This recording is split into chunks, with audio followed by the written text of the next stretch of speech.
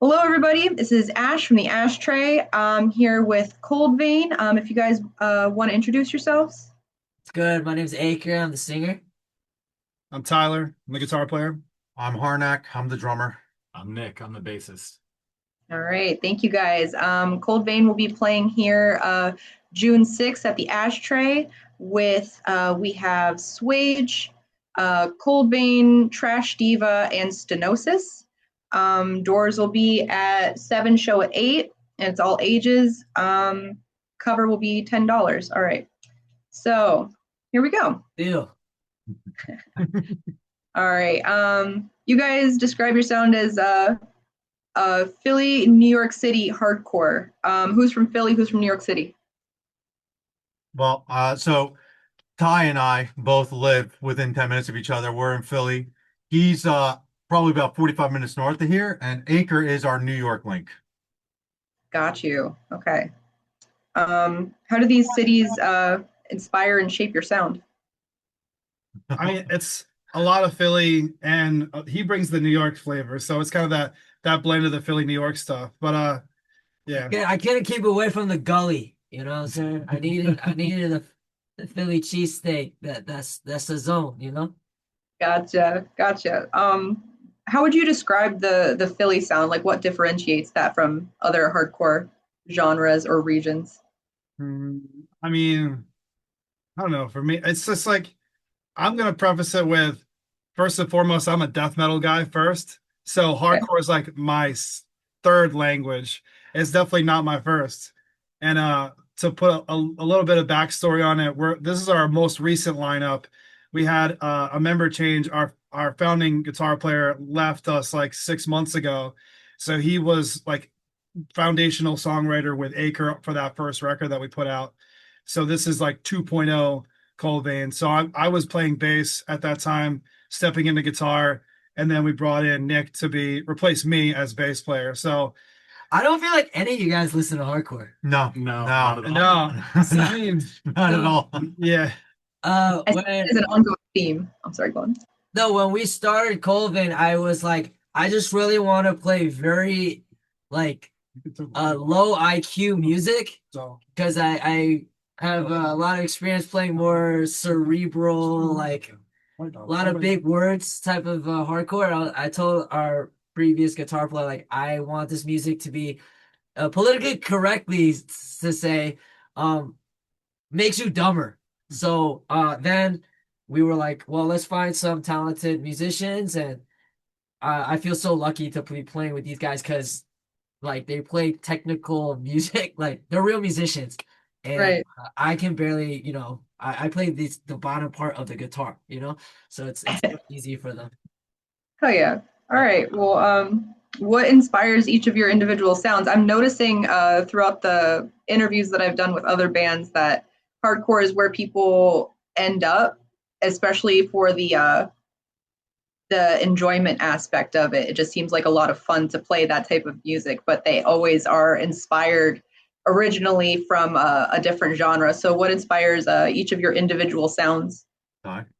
I mean, for me, I go back to like old school death metal, like early Cannibal Corpse, that 6 Feet Under, that kind of groovy, heavy stuff. I also really like the early like technical death metal, and but if you go to like all the shit that I listen to almost everything.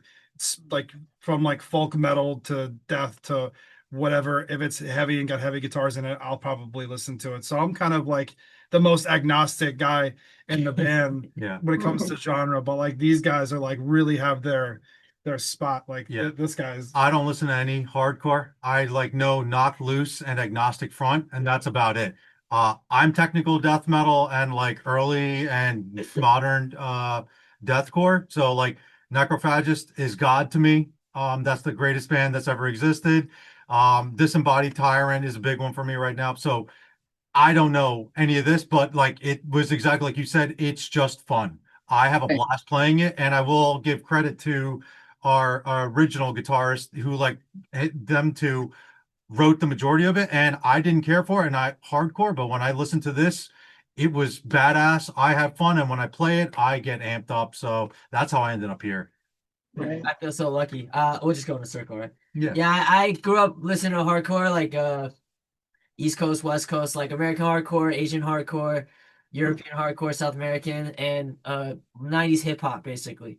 So I'm very simple. I stay in my lane. I do 90s hip hop and I do hardcore. So Oh yeah. I'm a metalcore guy personally, so I'm coming from a lot of like Trivium type stuff. Mm. So like that vibe, Killswitch Engage, and more recently stuff like Currents or Invent Animate, bands like that are where I kind of draw my biggest inspiration. wait. I had just gone to see Trivium the end of last year. Yeah, Sam, Oh. Same. we both did. Really? Hell yeah. All right. For the singer Aker, do you feel like 90s hip hop has inspired your vocals at all, either in lyricism or in sound? Absolutely, because I MC, so I MC more than I sing actually. So a lot of the breath control and a lot of the way that I structure my lyrics now. I used to just like scream my guts out and I lose my voice.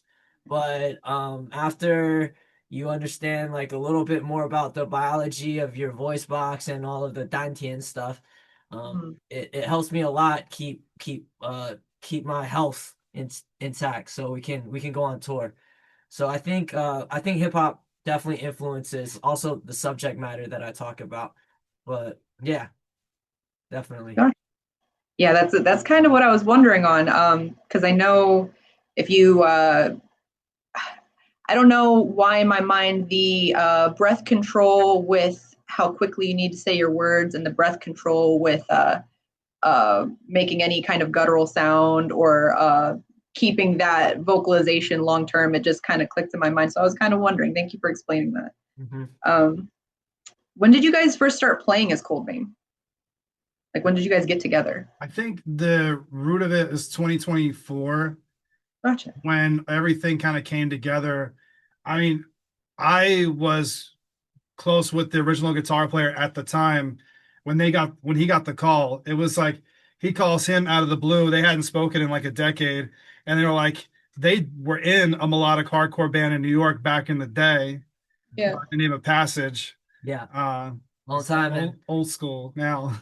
No, it was super serendipitous with Tyler making that intro and yeah, again, just so grateful that it happened like that way. Yeah. You know, everything happened for the best. 2024. yeah, End of the pandemic, I would say. yeah. End of the pandemic. Okay. It was just ended up being the two of them.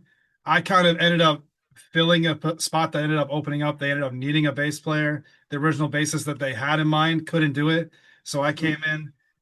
They had a drummer. We did one rehearsal up in New York as that original lineup, that 4-piece. Yeah. And after that, the drummer was like, "Sorry, I can't commit." The bassist couldn't commit, so I filled in. I learned all the bass, and then within like I don't know, less than 6 months, the record was just about done, and we found Harnack. Baker found Harnack. That was crazy. And Shout out Mark Zuckerberg. Facebook, yeah. Crazy. Gotcha. We found this guy. We had like literally like one rehearsal with this guy, nailed everything, and we're like, he's the guy. Dude, it was crazy. Yeah. Well, thankfully, like the hardcore is it's a little simpler. Yeah, it's right? very simple. We keep it stripped down to the basics, you know? Right. What do you notice the difference in playing technically and in like technical metal genres and then switching to hardcore? Is it simpler? Is it more of a, I don't even know how to ask this. Is it simpler in the way of patterns, I guess? I don't play. Yeah. So hardcore to me, in my opinion, has very repetitive beats. I mean, technical death metal has blast beats. Everybody uses them. So it's kind of hard to say it, but like I've just noticed like about 4 to 6 or 8 grooves that you can kind of just rely on for hardcore. So yeah, for me, very simple, very easy to kind of dive into. And then because I also enjoy like gospel drummers, their like creativity in their chops, I try to bring some of that flair into it and just like fill voids or like try to just get a different feel, a different rhythm pattern behind it that I can be like, oh, I wouldn't feel that type of thing. And yeah, I get to be a little more creative. And then if I want to ramp it up a little bit, I got that too. Yeah, basically we put a song together and then he comes in like this and just puts his little salt on it and then ramps that thing up. Yeah, when you see us live, you're gonna notice like the live songs and the record are a little different, but like it's just because he's doing just very creative shit in the middle. And I'll look back in the middle of the set, I'm like, holy crap! You know what I'm saying? Okay, and I'm gonna keep going. Yeah. That's cool. That's cool. No, it's like freestyling on the drums, like doing live fills like that. That's really cool. The songs have taken on a life of their own. They've evolved a bit since the record came out, like almost 2 years ago this July. Yeah. Yeah. Yeah. It's been a lot. Yeah. How's the record been received since you put it out? I mean, we ended up getting in touch with this group out of Long Island, Icebreaker Records, and we did a tape release. And that's kind of a compilation of tracks from that, and then 2 exclusive songs that we ended up putting, like new songs that we did for that one. So we've had that out for less than a year maybe, and that's been really dope. That's been really awesome to have like a physical format for the first time for the record. Shout out Icebreaker Records. Yeah, Icebreaker's dope. Shout out for sure. Okay, hell yeah. And that was your first record that you've ever put up, first and only? Yeah, one record. Now we're Cold Vein 2.0. We're working on new material. Yeah. Gotcha. Okay. Has playing in a band always been a goal of your guys? Like since you were kids, or when did that start? Absolutely, for me. Yeah. For me, it was like when I was 10 or 12, I knew like, hey, this is what I want to do. And it took a number of years to actually reach a point where it was doable, but we've got there now. Yeah. Yeah. For me, in high school, a bunch of dumbass kids playing together and just so many. I mean, I can't even remember all the failed projects, if you will, that never took off beyond 5 practices, and it was just a waste of time. And so I gave up wanting to play technical death metal. I just never found people wanting to do that or be serious enough about it. And then this is my first legit, like, original band that I've ever been in that's actually had some serious legs and played shows with. So, yeah. Oh yeah. All right. Same. For sure. You did big stuff. I played music. I think I'm the oldest in this band. Yeah. Yeah. Yeah. He's the old head. I'm old. I'm the old. I'm the unk. I'm the unk. Man. What's the ages of everybody? Damn, I'm gonna feel bad. I'm 38. I'm 38. You're what? I'm 38. You're 38? Okay. Yeah. Yeah. What the- I think I just turned 37. I think it's 37. Just you think. Don't know. I was born in 89, so whatever the Yeah, math is. 37. Yeah, all right, cool. And then I'm 33. I'm the young gun. I'm 22. Oh, okay. All right. Fresh blood. He's bringing down the overall age limit. He's making us younger. Yeah. Flattening the bell curve or whatever you said. Absolutely. Yeah. Absolutely. For sure.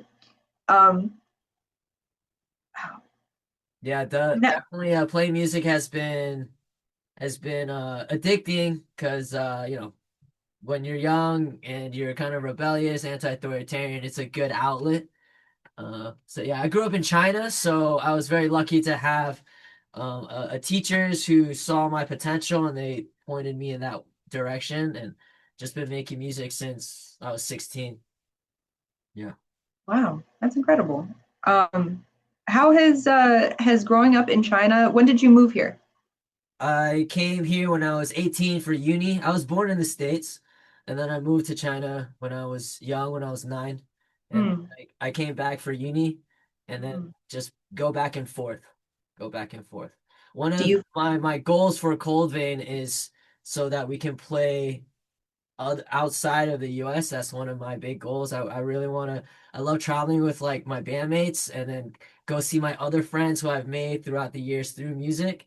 I think it's like one of the joys. In Chinese, we have this saying called "有朋自远方来，不亦乐乎." It means when a friend comes from afar, it's the biggest joy. And so like it's so true. And I'm addicted to that feeling. So I love performing for my friends and making new friends with my other friends. It's like it's crazy. Like there's no high that's better than that, Absolutely. Yeah, I can't even imagine that. It's because I know I learned that you ever feel like no one knows you, you need to self-express more. So in doing that with a group, where you're all expressing together in unison, it's like a dance together. It's like a must be a big relationship builder, a different way of knowing each other than if you weren't playing music together, you know? Oh yeah. We're quite bonded, right? Because we're a little bit responsible for each other. We take time out of our schedules to meet. And it's not like it's free, right? Like it costs us to do this. So it's there's Yeah. like stakes in this. Yeah, commitment. Yeah. Right. Yeah, dedicating time, dedicating money, especially with the gas right now, to go on tour, doing that is a Yeah, great time. dedication. Oh yeah. Is this your guys' first tour you've ever done? No. We've done a couple of small little runs. We did one out in the Midwest, like in Pittsburgh and Detroit and stuff like that. Then we did one kind of south. Chicago. Yeah, Chicago. Yeah, yeah. Then we've done down to Maryland and Virginia, Baltimore. yeah, Baltimore. So We've done New York. yeah. So we've done our little small runs, and this is kind of like our biggest effort that we're putting into it for a month, trying to just do it as easily as possible on weekends when we kind of have some time to give up. Right. Working class. Working Yeah. class. It's the first for me. Yeah. I wasn't around Right. for any of the other. Yeah. Yeah. Bobby And- Terry, dude. My last group that I was in, I was there for about 5 months before the band split, and we only did 2 shows in that time. Oh, dang. Yeah. I mean, This keep in mind, he's still young. He's Yeah. got Yeah. plenty of time. Yeah. Yeah. Yo, this might be my last chance, bro. He's on his way out. You know? Being 22, in a group of people who are older than you, do you, sorry, I'm trying to be gentle with it. You're fine. Do you, is there some, do you feel grateful, or like, are you learning a lot from people who are older and have more experience in that way, as opposed to maybe somebody that might be your age with like less dedication? Is that something that you notice? I don't think the age factors in. I'm grateful to be around really awesome people and Gotcha. play really fun music with them. Yeah. But I don't consider age in my friend groups, although mainly that's because I'm the youngest in all of my friend groups. I start thinking about one, it all piles up. But Right. it's just about knowing really great people. I will say Nick is very mature. Yeah. Like Yeah. I I forget forget how young he is. I really do. I feel Yeah. mad young sometimes next to you, bro. He's also a real smart kid too. Yeah. I mean, he keeps us on our toes. Yeah. I bet. Awesome. In reference back to the goal of a European or international tour, how soon in the future would you like to see that? Well, we're in Idea. talks. There's like a festival out in China that we're trying to line everything up for, not this August coming up, but next year in 2027. Wow. So it's a very ambitious effort, but that's why we're talking about it now, so we can financially plan accordingly. So that's kind of in the talks. That is really his whole ordeal because he's got all the connections out there. So he's kind of overseeing and starting the early footwork on that. So maybe next year, it could be a reality where we're keeping our fingers crossed and Yeah. hoping it can, all pan out accordingly. Yeah. Absolutely. Yeah. I'll keep my fingers crossed for you guys. That would be a dream. Thank you. Thank you. It'd be super cool to have you guys here playing at the Ashtray, and then next year see you out in China. So yeah, it'll be part of my dream as well. So Oh yeah. fingers crossed for you. Awesome. Thanks. Absolutely. Back to talking about your current tour. Out of the places that you've played so far, have you played any new places? Are these all new places that you've played? These are all going to be new venues for us. Except for Lurking Class. class. Well, yes. That one's kind of like home base for us so I was originally born down in Maryland, like 3 hours south of here in Salisbury on the Eastern Shore. So that's my hometown. and it was a really great venue. Brian, the venue owner down there at Lurking Class, is a phenomenal guy, and he's like Awesome, dude. he's one man show, one man operation, one Lurking Class, and that venue is like top tier for East Coast venues. Like the sound, the stage, and even the crowd, the people there are just incredible. Yeah. So that's the one kind of really glad to come back to for like the second time now. Third time. Third time now? Yeah, third time now. Yeah. But every other spot on this tour is all new to us. We've played Ohio twice, I think. We played Dayton and we played Cincinnati. And so Youngstown is new for us. Yeah. That's why I was like, how I actually stumbled across the Ashtray was I was like scrolling late in the middle of the night through Instagram, and I was just like literally searching for like spots that host hardcore shows in Ohio in certain areas. And I just happened to pop up on like a show that happened at the Ashtray. I was like, what is this place? I was like, I did in my research, I found the West Side Bowl, and I was like, that place is cool. I hit them up. They were double booked. I was like, what else is still around in Youngstown? I was like looking at Cleveland, and I wasn't really getting a whole lot of bites from anybody else. And then I found you guys, and I was like, dude, this place is awesome. I'm just like, I love to do something DIY like this, like house shows. Cause like, in my opinion, there are some of the best shows I've ever played are in basements and stuff like that, where the kids just come out and they're just really, really rowdy. We like to get rowdy here. It's a more West Side Bowl is incredible. Shout out West Side Bowl. They are like a cornerstone of Youngstown. When you're in town, I highly recommend checking them out. Great people. Owner Nate is an incredible man, and what they do for the music scene over here is incomparable, in my opinion. But yeah, here at the Ashtray, I know we get we're a very like intimate space. You're playing right in my living room, so when you're doing your vocals, you're going to be in the middle of the crowd. People will be running past you as you're playing. It gets and I highly encourage moshing. All I say is, Oh shit! Yes. I highly encourage. I highly encourage it. As long as the house stays standing, nobody dies. That's all I really want. We've had damage here. When it happens, it's like, oh, okay, we'll fix that, Right. But yeah, as long as there's nothing irreparable, the house is still standing, everybody's still alive, nobody is seriously injured. It's a fun time here. How long have you guys been around? So I had 3 shows here so far. My first show was back in November of last year. I've never done anything like this before. It's just in the first floor of my house. So I just had no furniture for the longest time. So I was like, let's have some shows here while it's empty like this. Started a show back in November. It was just small, like friends, just like real intimate. People drove from like 3.5 hours to come play there. It was very kind of everybody. Good time, but I know I used that first moment to make improvements into ongoing shows. So we got better equipment. That Darling Decay send-off show where we had Darling Decay, Dissection of Spirit, Common Threat, and Burial Grounds. That show was killer. A lot of that footage is on the Ashtray Instagram page, but yeah, I just feel like every show we try to do a little better than the last, and I'm very excited for you guys to come in June 6th. Your sound is incredible. Excited for Trash Diva, Stenosis, Swage. Yeah, it's gonna be fun. Oh yeah.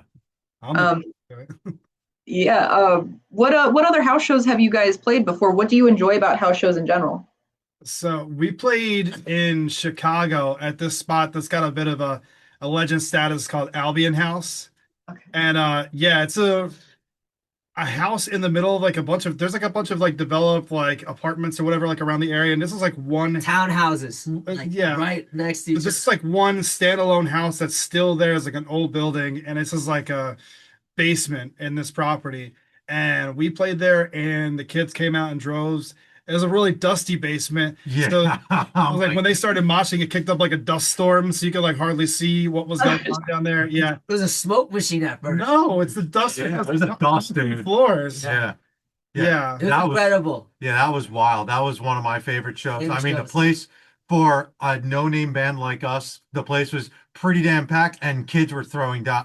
That was unreal. I was like, I didn't know people enjoyed our music this much. I mean, it was dumb kids having fun. I'm not going to complain. Either way, it was awesome, and that made me realize house shows are a fucking blast. I will also say we had low expectations going Yeah, into it. Yeah, Right? we expected. We were nothing. tired. We were tired. You know, a little. How should I say? Groggy. Groggy, grumpy, a little bit. Yeah. Sad. It was in the middle of winter. It was freezing outside. It was like 10 degrees in the Midwest. Yeah. It was a horrible idea to go out there in February, but the turnouts were It phenomenal. was December. Was it December? Yeah, it was December. Christ. It So was the yeah, middle of December. It was freezing out there. like my whole expectation was like if 5 people show up to any of the Yeah. shows, that's a win, Yeah. and we exceeded that Yeah. exponentially. I was surprised. So, shout out Albion House. That was a Yeah. blast. Yeah, totally. Also, the other one that was like a real interesting one, we played in Cincinnati at this spot called Chemtopia. And we ended up, that was the very first show that they hosted there at that location as Chemtopia. So we were like the inaugural show for that venue. And it's like the second floor of like what looks like an abandoned warehouse. Yeah. And so they had a generator outside on the first floor because there was no power in the building. So they're running cables up to the second floor to power all the sound equipment and everything. And of course, there's no heating in the middle of December in Cincinnati. So we've got propane heaters and we're all huddled around with like 10 layers on. Once people started moving, it gets warm. But other than that, you're like sitting there freezing your butt off. Shout out Chemtopia. I miss you guys, man. Yeah, that was a wild one. Cincinnati. Yeah. That's cool. Now, DIY venues that are in like the stranger the place, the cooler the show ends up being. It doesn't matter if it is like negative 10 degrees, if it's like, you know, just a bunch of people that don't know you, it always ends up being a good time. Yeah, definitely. That was dope because then we had some people that came out for one of the other bands that played. We met them there. They saw our set. They loved it so much. And then we were playing Dayton, Ohio on our way out the next day. And they're like, yo, like we live near Dayton. We'll come to the Dayton show. So they came out to the next show and came out to see us again the next night. And that was so much fun. So I'm just like our first like big fans. But that's incredible. Yeah, they liked your sound so much that they're willing to follow you around. I feel like that's got to be an incredible feeling. Shout out Shove. Shove. Yeah, Shove. Yeah, they're that's Homies. the one. They're a 2-piece, and it was one of the guys from that band that was there. That came. Yeah. Oh yeah. Okay, that's cool. That's cool. Yeah, I know. When I get hooked on a band, I'm like, where are you guys playing next? Yeah. Gonna show up there. I think that's kind of all the questions that I really had. The last kind of questions that I had were, what does hardcore mean to you? I know that you guys haven't had like a whole past with it, but now being in the scene, this past like year and a half, 2 years, what have you noticed in the hardcore scene? The people, the ideals, the people you're around. What is the difference there in comparison to like metal or other genres that you've played for? For me, I don't notice a single difference. It's just people having a great time, enjoying good music. Same thing in metal, same thing in hardcore. Everyone that we meet is always so nice and very respectful and give us really great feedback and seem to enjoy our sound when we play live. I will say, when we play live, we get more followers, and that's always a great thing that people like us enough to want to just keep up to date. And hopefully, once we start hitting some more repetitive spots, we'll start seeing some familiar faces. Yeah. Naker, anything for you? Oh no, I feel like a question for you guys, bro. Yeah, fair enough. Ty? You can go first. He's stalling.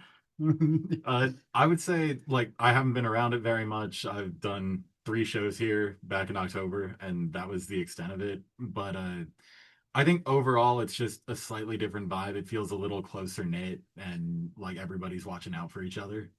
But outside of that, it is about the same as anywhere else. It's Yeah. just good people listening to good music. Well, we threw you right into the fire in a house show. That is true. We played a Philly house show as our first. I think we might have only did like maybe 1 or 2 rehearsals. We or did something. one practice. One practice. We And did then- one practice the week before the show. I'd never even met this guy. Yeah, That's true. We didn't That's meet true. until the first show. right. Yeah, he was out of town. Pounded it, boom, got it up, got it done. Yeah, it's like we said, threw him straight into the water, and he did just fine. Yeah. That's why.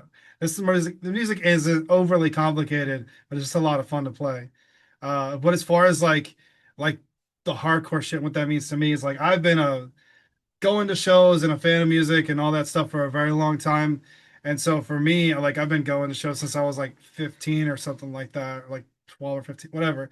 But so I would say the thing with hardcore shows that I've noticed is like it's definitely a different vibe than a lot of the metal or death metal shows. Like you still get the same kind of like repeat, like the same clique of people. Everybody knows everybody. It's a really small community. But I don't know. I feel like I've made some deeper connections in the hardcore community than I have in the metal community. Like there's a little bit more like camaraderie around the music, and it's just like I don't know what it is. There's like the vibe and energy is a little bit different for me. I love it. I've really grown very fond of hardcore, and I'm doing my due diligence and digging back and learn kind of like schooling myself on the stuff as we get into like the process of working on the new material. Because like now we're gonna try to do like a more collaborative effort to have all 4 of us contribute to do stuff for the next release rather than it just being like kind of just 2 people. Right. Yeah. I grew up in hardcore. I mean, I would say it influenced me so much because I found straight edge through hardcore. So it helped me guide me for a long part of my more than half of my life now. And I don't think I would be the same person I am today. I wouldn't be able to show up on time all the time or wake up early and carry the heavy things if I didn't have hardcore. And all the friends I've made along the way, all over the world, so grateful, And I just like the music. What can I say? I like the music. I'm a self-dude like that. I like it.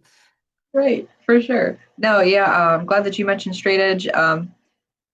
Personally, this actually started as a clean and sober space. I'm 3 years clean and sober. The straight edge community, thank you, I appreciate that. The straight edge community this is my first time even experiencing what that meant. Growing up, it was like cringy or embarrassing to say you were straight edge. So in encountering it in my adulthood now and seeing, wow, no, it's really just like it's like an act of resistance, honestly, to go against social norms in that way, as well as it's kind of like anti-establishment as well, because you numb yourself to what is going on with the world in any capacity, then you become easier to control and more complacent. So yeah, that's about all the questions that I have for you guys. Thank you so much for the Thanks, conversation. Thanks for taking the time. Thank you. Yeah, thank you. See everyone soon. Youngstown, Ohio, Colvin, we're coming at you. Yes, all right. So we got Cold Vein here. Check them out June 6th with, who do we have? We have Trash Diva, Swage, Cold Vein, Stenosis. Doors at 7, show at 8, covers $10. Yeah, come on out. Ashtray, Brothers, Ohio. Yeah, Yeah. all age. Bring the whole fam. I want to see To some. bring everybody, bring all your friends. I want to Bring 'em all. see some couch flips. Get some movement in here. All right. Thank you guys. I appreciate you. Have a good rest of your day. Bye.